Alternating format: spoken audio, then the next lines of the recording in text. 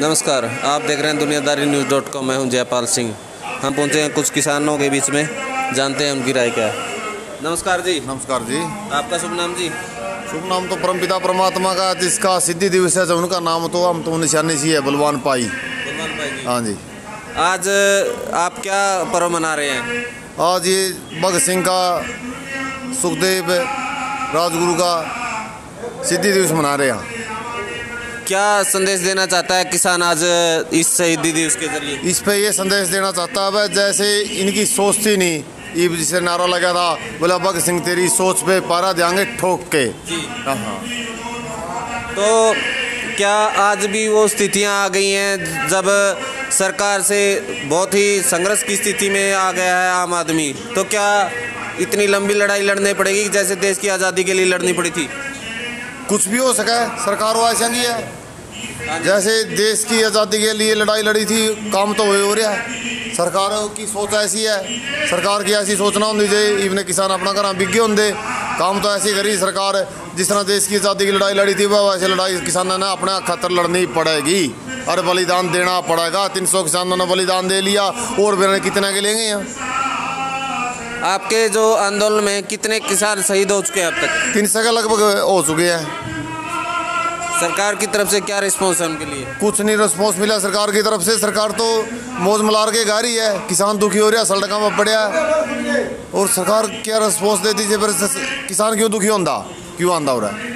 तो इतना लंबा संघर्ष हो गया जी, तो यहाँ पर आप लंबे समय से संघर्ष में हैं, तो इस दिवस के तौर पर मना रहे हैं, भगत सिंह के जो शहीदी दिवस है उसको मना रहे हैं आप, तो क्या संदेश देना चाहेंगे युवाओं को?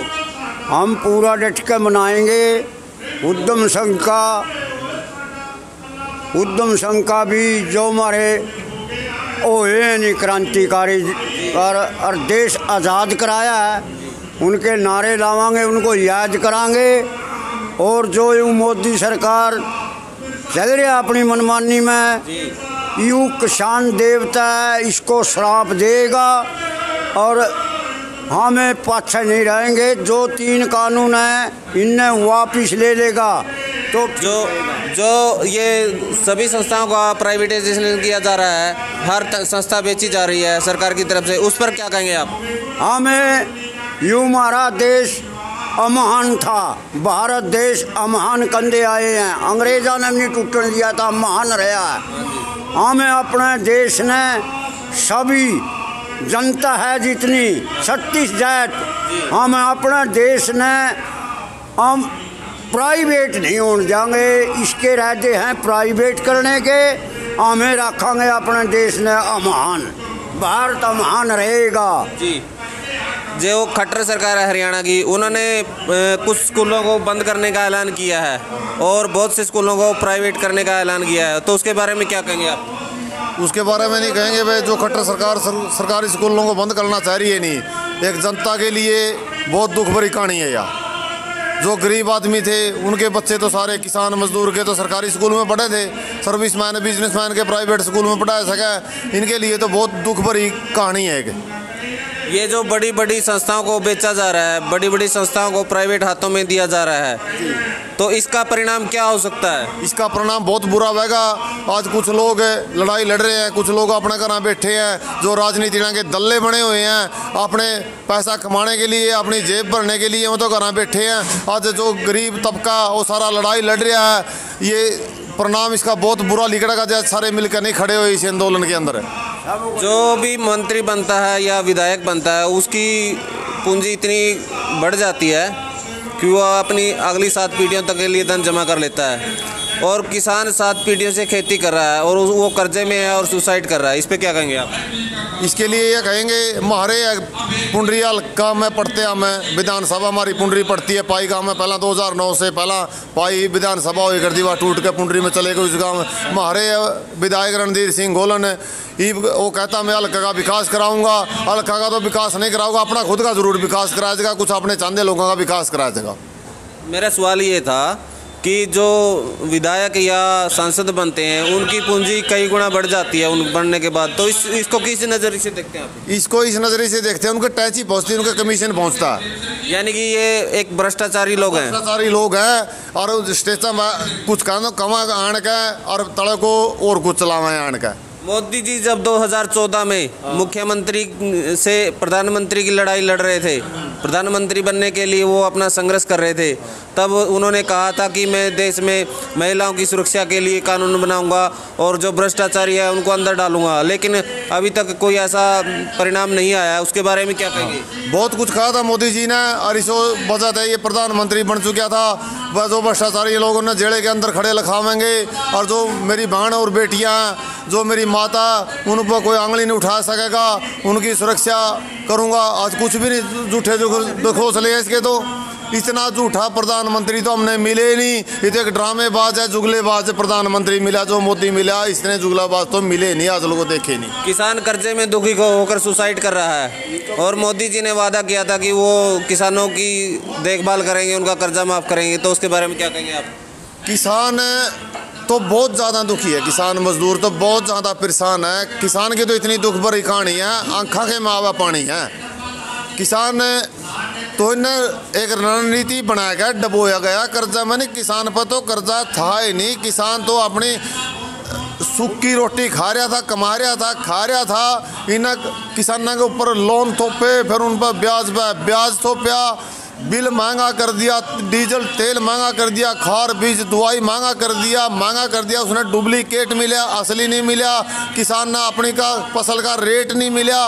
किसान तो इन्हें पूरी रणनीति घोल के सारे एको थाली के चट्टे बट्टे हैं। दिल्ली और चंडीगढ़ बैठे इकट्ठे हैं, एक स्टेज बन के अलावा आपस में बट्टे हैं। ये हेर के मारिया किसान तो इन्हें जो ही आत्महत्या करनी पड़ी है। अपने बच्चे किसने भूडे लगे हैं छोड़ने? कौन छोड़ सका अपने बच्चे ने? दुखी है, आत्महत्या करे किसान।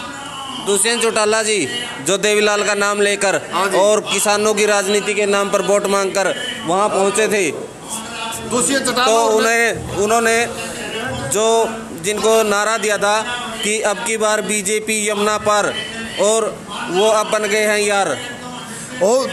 उन्हें नारा दिया था अब की बार बीजेपी जमुना पार, वो अपना करिए कर गया पार, अपना तो कर गया बेड़ा पार। जो रुकिया पड़ा था, रोंदा फिरा था, और जनता का बारे में उसने को नहीं सोचा। इस घर ने जितना भी लुटिया नहीं हरियाणा को, और तो किसी ने लुटे को नहीं जितना इस घर ने लुटिया। विदेशा में किले खरीदे हैं, फैक्ट्री लाई है, यू बोला कुणबा बकाया और फिर खंडाला मान के गोली चलवाई है। इसे कुणबा ने मरवाया घना तो ये देश, इसका पाछे लागे रहे मारले। ये बोला कुणबा इसे किसान का इसका पाछे लागे, ये भी से गड़ंगी यू लिख दिया जिसा इसका दादा था। गोदी मीडिया एक बात कहता है कि किसानों को कानून समझ में नहीं आ रहा है, उस बारे में आप क्या कहेंगे? पीछे आ जाओ पापा जी। गोदी मीडिया ने समझाए तो किसानों के बीच मान के कानून यू का खरा। ये किसान पागल थोड़े फिर में रिटायर जज भी हैं, वकील भी हैं। आज किसान जाग चुका, पढ़ा लिखा बहुत हो गया। किसान वो अनपढ़ किसान नहीं रहा जो पहला अनपढ़ था। यहाँ कुछ लोग इसे बना देकर 31 बोरियां की 31 किलो बना दे कर दे, वही जाग चुका। किसान बहुत लूट के कहा, किसान ने 70 साल हो गए लूटते ने, पहला अंग्रेजों ने लूटिया 70 साल 75 साल हो गए देश आजाद हुए ने।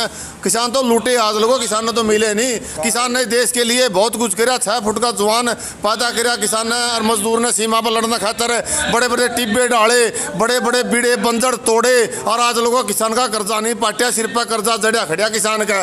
क्यों? किसान ने इसकी फसल का रेटो नहीं मिला, किसान की आवाज ठानिया कोई मिले नहीं। सारे राजनीति के मिले, चट्टे बट्टे हैं, सारे राजनीति वाले मिले, किसान की आवाज उठाएंगे और अपना काम चलाएंगे।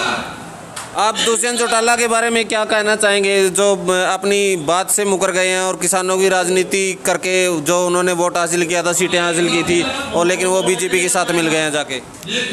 इनने तो हरियाणा में देवीलाल का नाम है, एक देवीलाल का हरियाणा में घर था जी, और मानना है हरियाणा तो विदेश भी मान गए थे। उसने बड़ा भगत आदमी था, उसकी इज्जत खोई है इन्हें।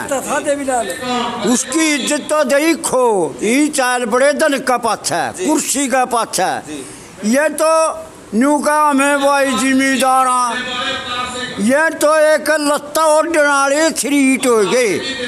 चाहे तो ये अपने खुंटे पे खड़े रहते, जनता इनका गला लगी रही। हरियाणा तो लग गया रहा कम से कम।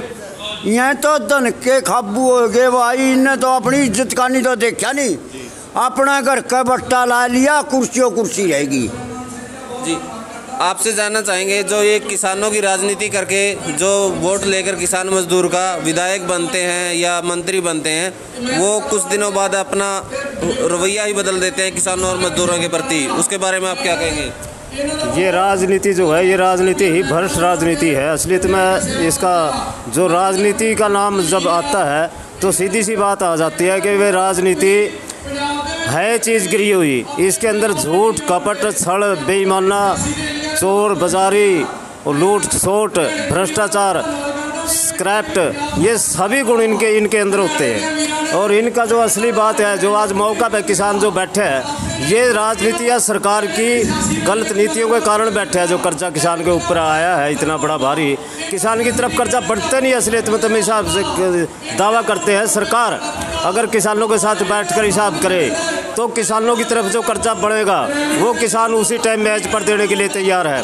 लेकिन किसान का कर्जा अगर सरकार की तरफ या किसी दूसरे एजेंसी की तरफ बढ़ता है तो हमारे किसानों को भी दो ये मौका पर।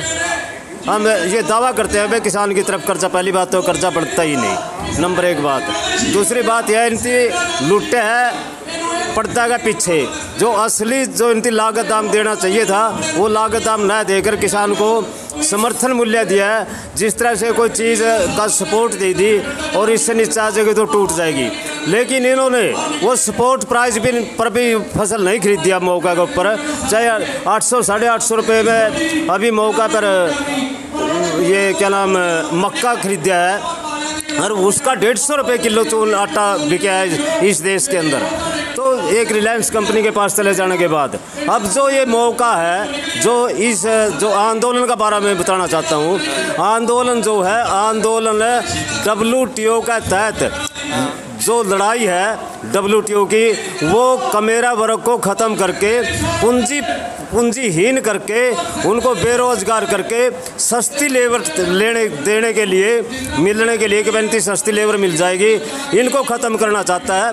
कृषि, भारत की जो कृषि है इसके अंदर अमेरिका या WTO पूंजीपति जो लोग हैं वो भारत की कृषि के अंदर दाखिल होकर भारत की कृषि को ख़त्म करके उनके जो प्रोडक्ट है, इसको एक बहुत बड़ी मंडी है ये भारत, वो प्रोडक्ट अपने इस देश के अंदर बेचना चाहते हैं। असली जो बात है, बाकी जो आगे लड़ाई है, ये लड़ाई है बार पार की लड़ाई है। ये जो लड़ाई है ये लुटेरा और कमेरे की, कसी और कलम की और न्याय और अन्याय के बीच की लड़ाई है। और पूरा दुनिया के अंदर ये जो आंदोलन है इसको भारत के अंदर मत समझो, ये पूरा दुनिया की लड़ाई बन चुकी है, क्योंकि लुटेरा एक साइड में है, कमेरा एक साइड में है। कमेरा अब जाग चुका है, कमेरा पीछा नहीं हटेगा जब तक सरकार किसानों की यह बात नहीं मान रही।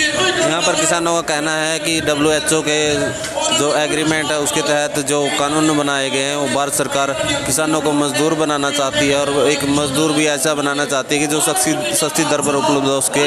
अगर आपको यह वीडियो पसंद आया तो लाइक कीजिए, शेयर कीजिए, सब्सक्राइब कीजिए। धन्यवाद।